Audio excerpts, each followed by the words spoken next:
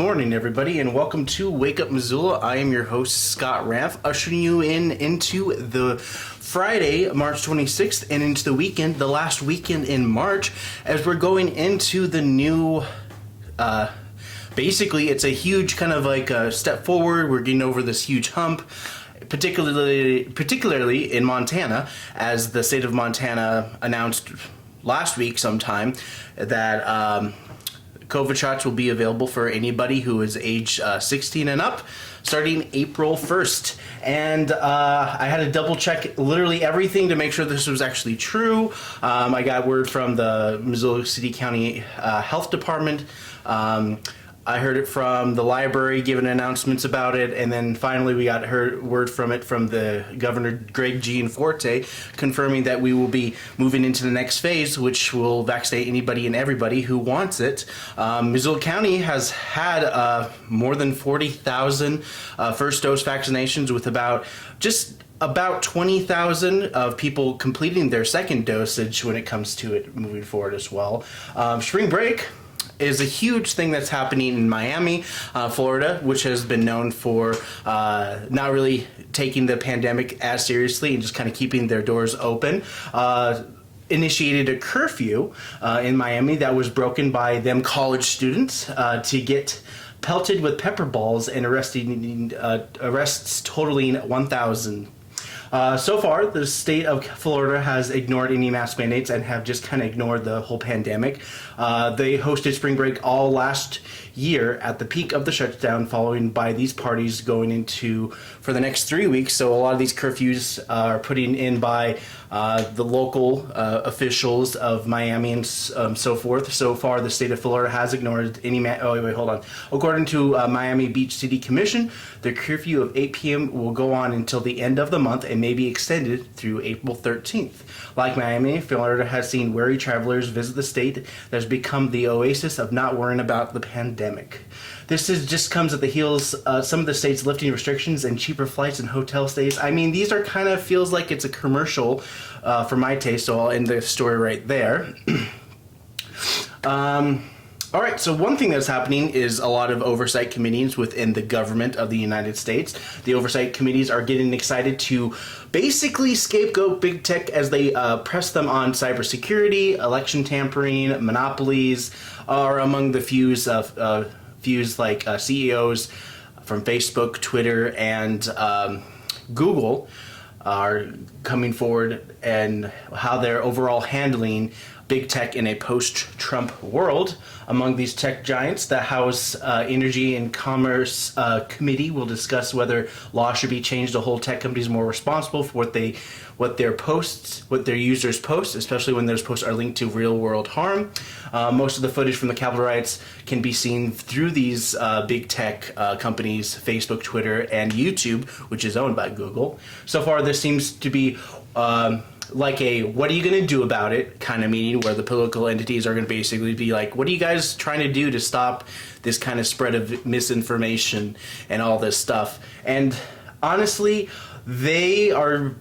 it's basically turning into kind of like a censorship in a way. And, like one of the things that they did leading up into the election was basically fact-checking the President Trump at that time, and moving forward with eventually removing him from Twitter and Facebook completely as a result of the riots on January 6th. So far, banning people and having disclaimers on posts have been short-term solutions, but with what's been happening with other tech startups to fill in the need for social networking and limiting speech is high on the list.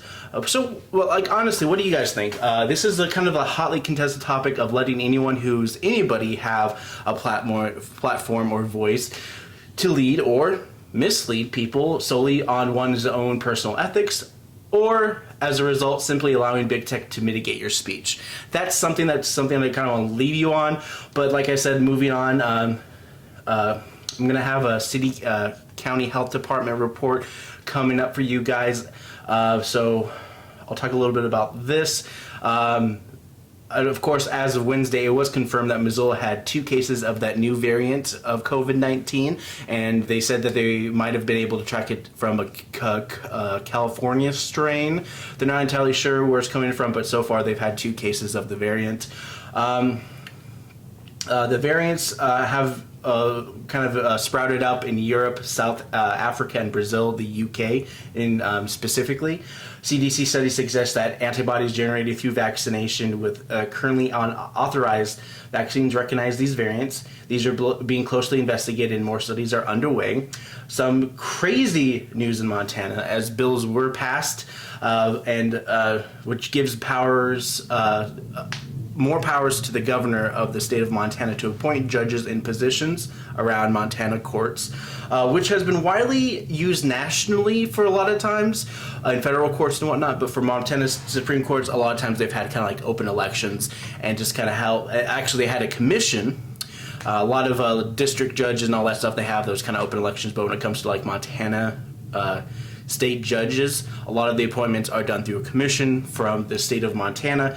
But a lot of the disputes when it comes to this particular new bill that passed out through the Montana House of Reps, am I saying that right? I'm not sure, but so far it was House Bill 140, took away a commission that would have appointed a new judges in the Montana Supreme Courts. Most of this had nothing to do with the power grabs in the past, since Montana has been biannual legislation meetings, which makes it difficult to swear in judges with the old process, but they initiated this new commission in 1973, which has been ongoing for some time as well. Any disruption in appointing judges to cases will put delays in many court hearings, and nationally, with domestic violence on the rise, many folks are having a hard time getting the justice they sought. So there's just a lot going on. If you want to learn more information about your local government, you can go to I believe it's leg.mt.gov, and you can look at the legislature. And the Montana legislature, since it happens once every 2 years, this particular session is going on through May of 2021. So want to end it right there. Do I have any fun video for you guys? No, I have a very boring video. This is a tease for for the new library, which hopefully, if everything goes right, will be opening in early May. So without further ado, here is another PSA. When I come back, we're going to talk about some terrible movies that are coming out this weekend. MCAT is Missoula's community media resource. MCAT offers equipment like camera rentals and training like instruction and distribution help like cable TV channels, starting your own YouTube channel, a short clip for Instagram or Facebook. MCAT helps people who want to make TV shows, social media clips, and podcasts. In our new home, in the Missoula Public Library, MCAT will be offering classes in camera use, getting the best sound and lighting quality, how to use a multi-camera studio with green screen and other special effects. In addition, we will be teaching video editing on popular platforms like iMovie, Final Cut Pro, and Adobe Premiere. For kiddos, we offer animation classes along with other multimedia activities for after school, during the weekend, and summer camps. MCAT has been serving the Missoula community for over 30 years with the material and the guidance to let your creative side blossom in audio-visual video. Be sure to visit us on the first floor of the new Missoula Public Library. Hey guys, welcome back. It's time for Pre-Critic. The point of this segment is where I prejudge a movie based on absolutely nothing but maybe the synopsis, the trailer, maybe the poster, but let's talk about nothing, or should I say nobody. Welcome to the world where quiet people are the most badass. This follows a nobody. Family man, simple life, complex issues arrive revealing a complex past. Just when you think I'm out, they pull me back in. Or, that kind of type of film where they're just like, I just want you to know I'm a special forces agent. I was like, how come you never told me? He's like, I wanted to leave the past behind me. Now, hide in the panic room while you shoot all these guys. Anyways, and this film kind of follows a guy just wanting to make it through hump day, only to have things escalate further as he fights his way up the food chain, and his family lie, and he risks his family's and his lives along the way, just so he can seem cool But, you know, they should have called this Family Guy. But, hey, you know, you're stuck with nobody. And also none of this kids or wife will probably die in this movie. Just kind of, you know, assuming. Next up, we got The Vault. Hey, you know those kind of actors who are just kind of in shows and you're just like, oh, I know that person from that one show? Well, this one's kind of like that, but with somebody going into trying to become an action star. So anyways, this is a heist movie, so bear with me. It's called The Vault. And as you can see from the picture, this is Freddie Highmore.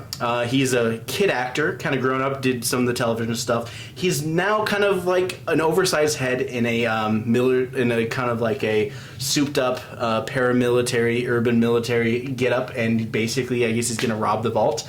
I'm pretty sure his head was clearly photoshopped in this picture, and his head looks really big for no reason whatsoever. This is the heist film, and the vault should be kind of a dead giveaway. Let me guess, everything goes according to plan until it doesn't. They have this huge plan, and they're just like, my secondary plan, the backup, was the whole plan to begin with, and then they get away with it. Or maybe in some ways, this movie's going to be like, it's like, the banks are the evil ones. It's like, wow, that's original. And then moving forward. So anyways, I actually read the synopsis. And one other thing I got from this is basically Tomb Raider, and they go into like kind of an Ark and a Covenant, but this is like under Spain, and I guess it's like an ancient vault where they rob. So you have a lot of drone shots of random places that you probably won't actually see because they probably film most of it in Canada. All right, this next one is called The Toll. Is how these movies had put a toll on me after reading that last one. That was a bit of a emotional roller coaster, or a toll, as you have to be paid to watch this movie. Either can sound good: supernatural terror and spine-tingling, blah blah blah, suspense highlighting the gripping journey into fear. Car breaks down and evil forces begin to prey on the two heroes.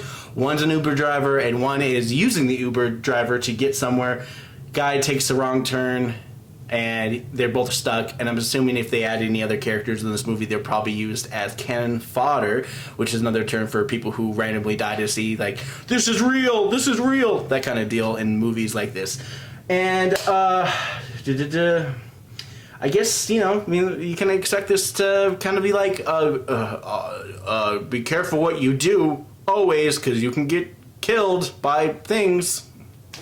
Anyways, that's kind of like the warning of this movie, is like, no matter what, you're in trouble. All right, so that concludes your Pre-Critic. And without further ado, here is your latest Dubbin Stuff. It's from Against a Crooked Sky from 1976. And when I come back, let's talk about some city council. La la la la. La, la, la. Like, where do you think we are? Well, I gotta say, it's some kind of homestead where they farm and they raise cattle all over the place. Though sometimes I like to go into town. It helps me socialize with people. Hey, lady, I got a proposition for you. I can trade you some fine minerals. Like, you got some fine minerals? Now, you don't talk to me like that. A man is only as good as his word. And, ma'am, I got those minerals that you will like. Well, maybe we can discuss over a drink or something. Well, we're not bad people. We can loosen up, hang out, and just talk about our feelings and stuff. Well, maybe you'd like a deal on these Yogo sapphires. I'm assuming the name costs money too? Well, that's very astute of you, my dear, but Yogo sapphires are very special sapphires indeed. Like, he wouldn't have put his name in front of it. You actually think my name is Yogo? My name is Reggie O'Toole. One might even said I invented Ireland. Listen, I live out here in the middle of the forest. You can't just peddle your minerals on me. I don't like showing off. Like, perhaps I can help you with your, around the house chores. Yeah, nothing loosens them up like doing their chores for them. Oh yeah, Billy, and another thing. Don't fall in love with her. It's not worth it. Come on, Stu the horse. Let's get out of here. Like, whoa, wait up a minute. Are you already seeing me? What do you want me to do over here? Well, do farm stuff. You know, you're a young boy. You can do all sorts of things. Like, what are you doing? Hold on a second. You see right here? This is called a bill of sale. It's a receipt in some cases. In this case, it means you can't tell me what to do. But what about us? Aren't we friends? What do I look like to you? Some old fool? Some father figure for you?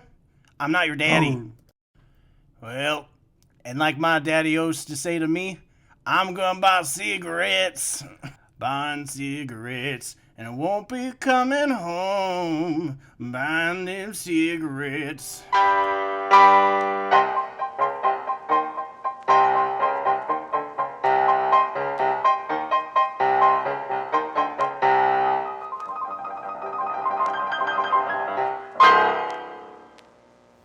Hey guys, welcome back. We are talking a little bit about City Council today. There's not much going on there. There are about 2 meetings that I was able to see from their list. They're kind of covering a couple of the committee meetings and mostly the claims, trying to pick up the pace that they did from last week and also next week, since next Monday is considered the 5th Monday of the month in which the City Council will not meet.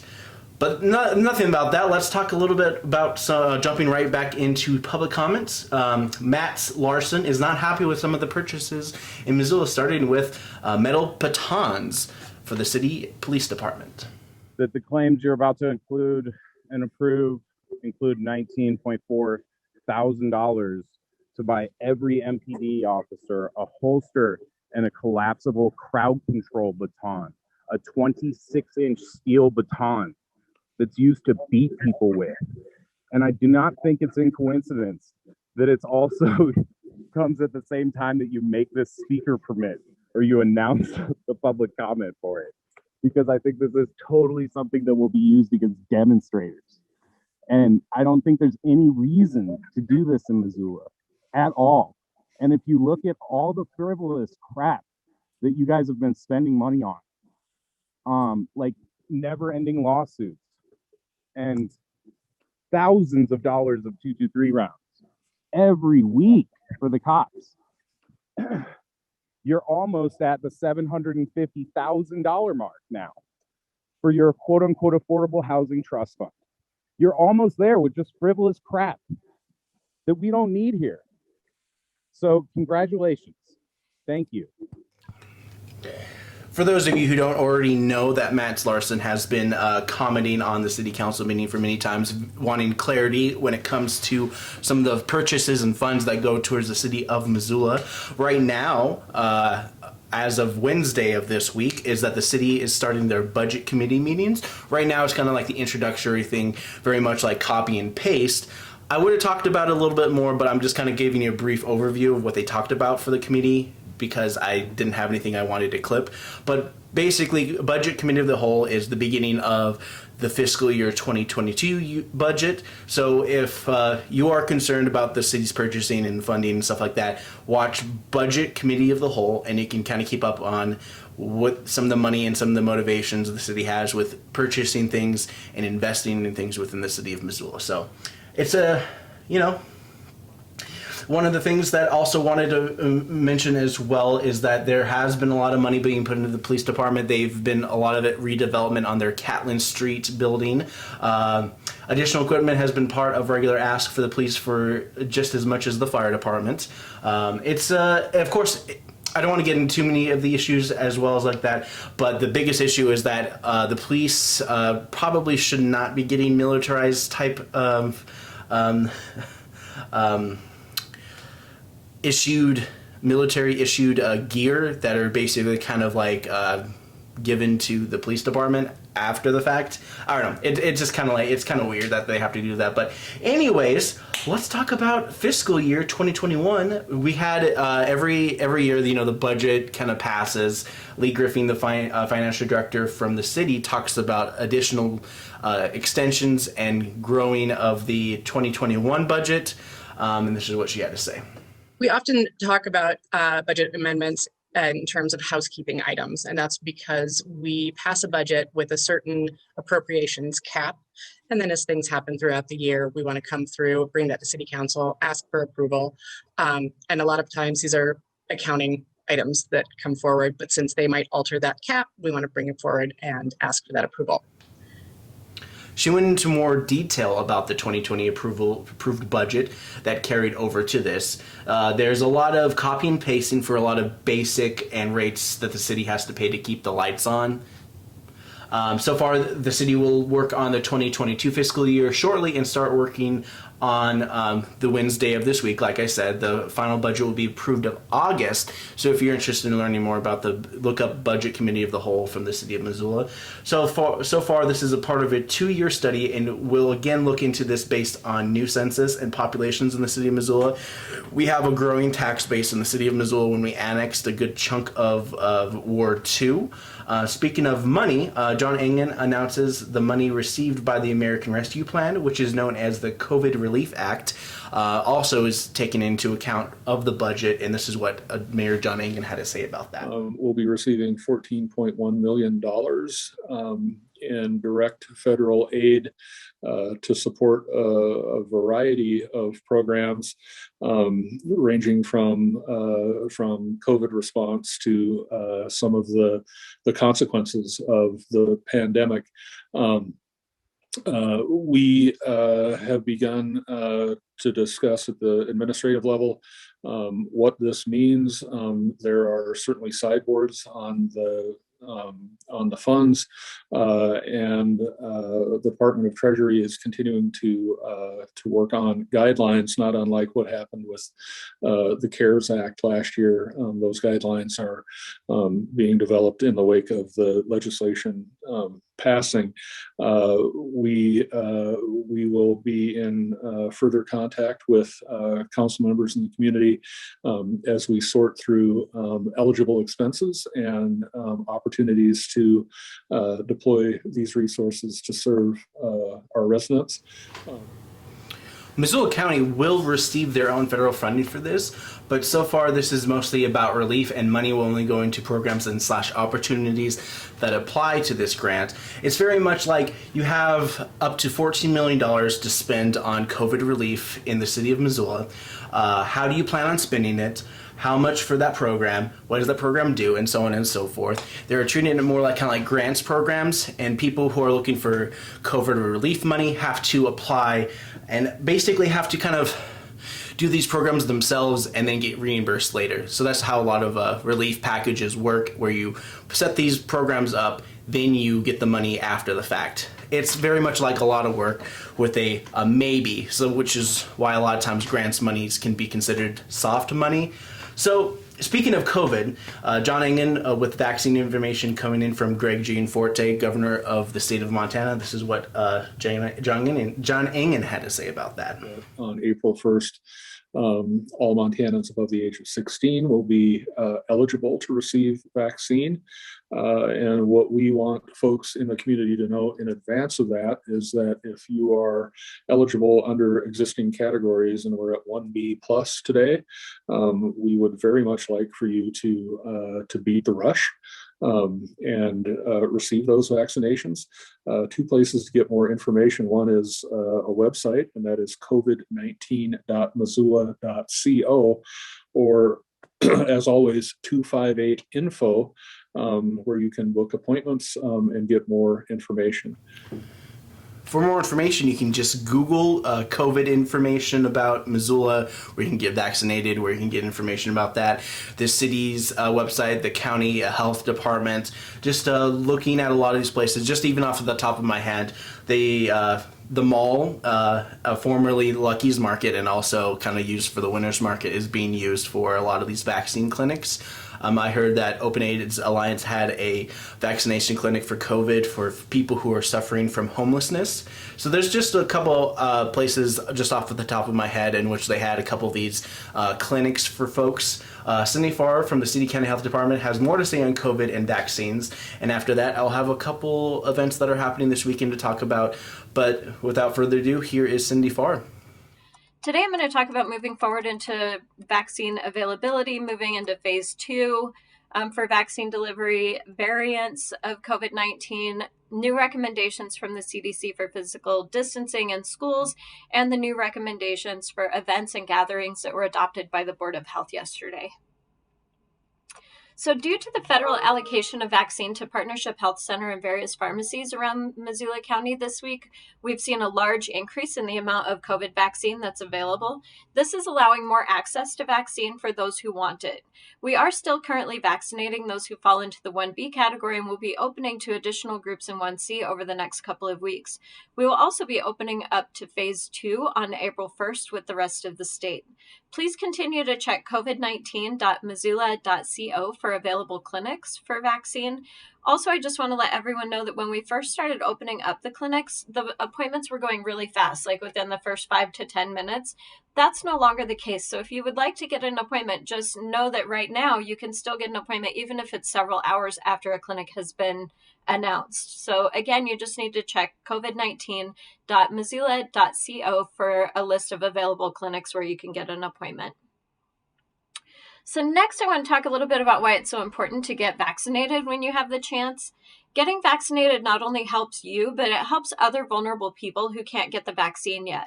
For example, children under the age of 16 cannot get the vaccine, but some children do have immune deficiency issues that could make them more susceptible to COVID-19. So by getting vaccinated, you're helping build the herd immunity and that our community needs to protect everyone.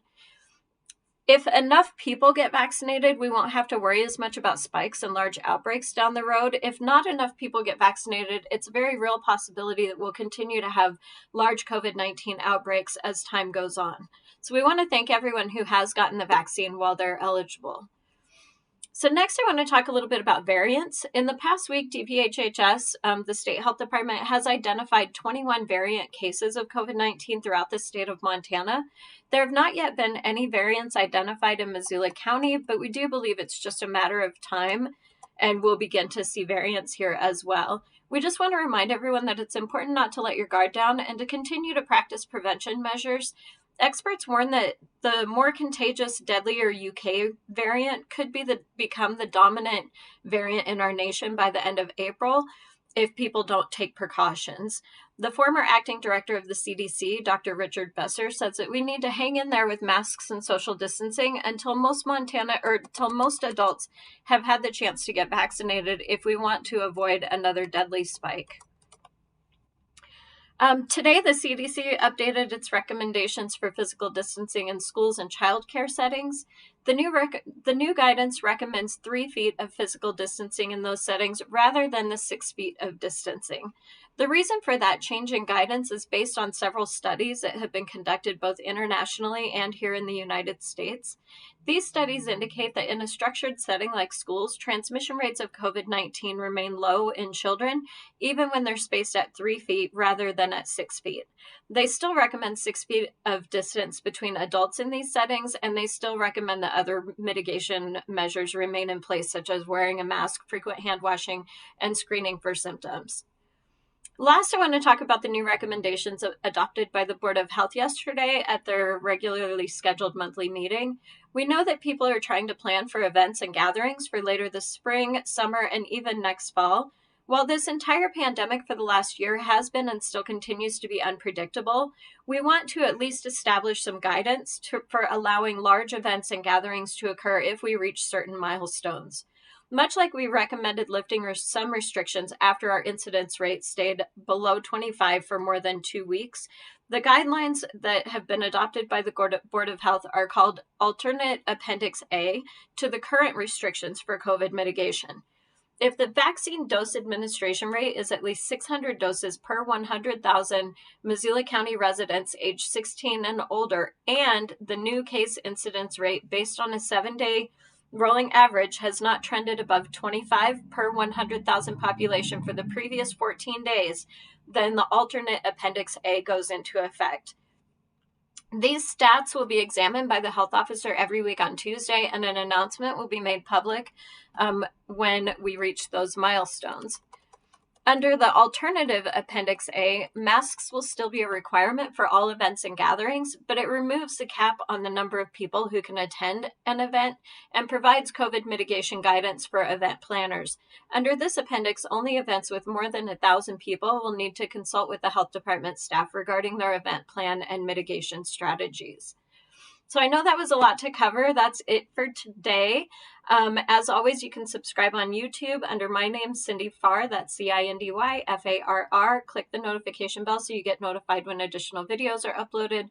You can follow us on Facebook at the Missoula City County Health Department's Facebook page. You can call 258-INFO if you need assistance in scheduling a vaccine appointment or if you would like to schedule a test for COVID-19. And as always, please check our website for lots of great information at missoulainfo.com. Everyone have a great weekend, and I will talk to you again next week. Hey guys, welcome back. Let's kick things off with a little bit of events that are happening around. We'll start with some events that are happening virtually live through MCAT's live streaming program that we offer to a lot of nonprofits and groups here in the city of Missoula. We live streamed the Mansfield dialogues on Wednesday. So they were doing their Mansfield dialogues. I believe it's compromising, sorry, I don't want to think about it right now, but we've done a lot of stuff here in the city of Missoula, but this weekend we're talking about the future. We got events that are happening. It's called ZAC's or KBGA's Volume 2, and this is part of their, what is that thing called?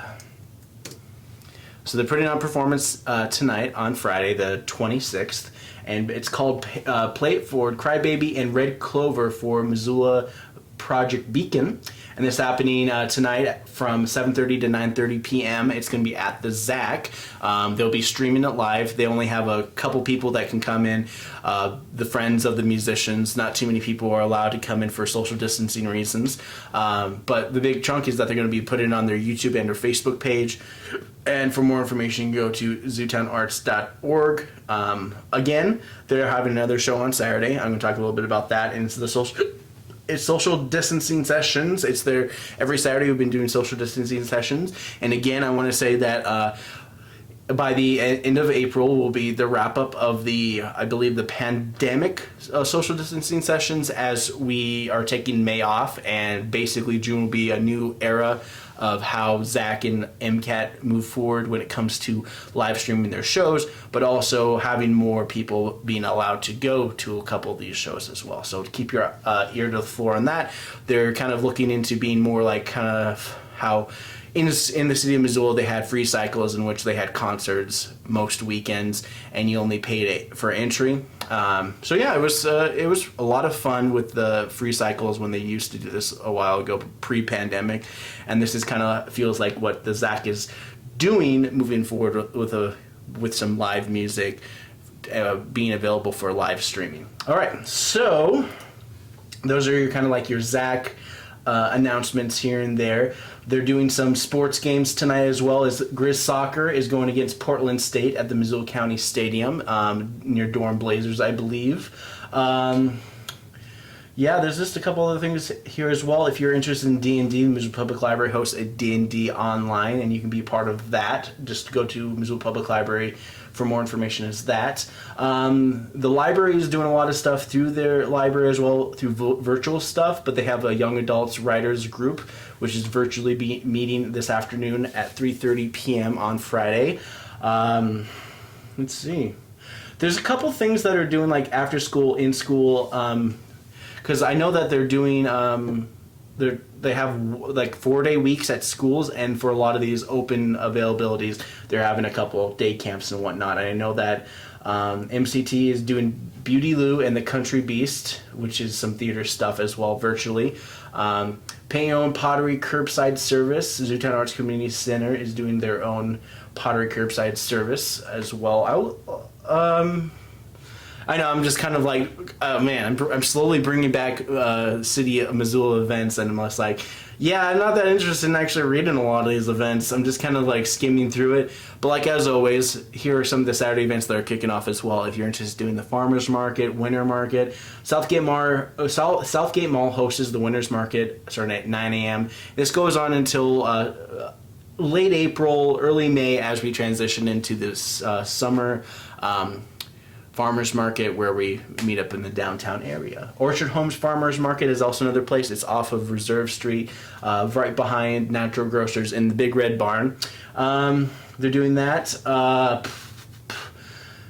Yeah, I mean, they've got a couple things happening.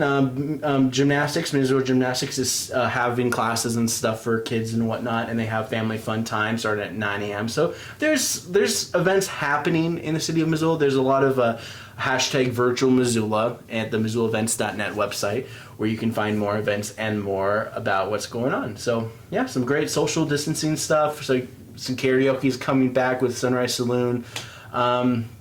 But no major kind of event where they're going to be focusing on large gatherings. So that kind of concludes my morning show for you guys. There is a lot to talk about and a little kind of like a lot to reflect on this week as well. But I just want to give you kind of a quick overview of what's happening here in the city of Missoula. And I want to thank you for joining me. And for Wake Up Missoula, I'm Scott Ramph.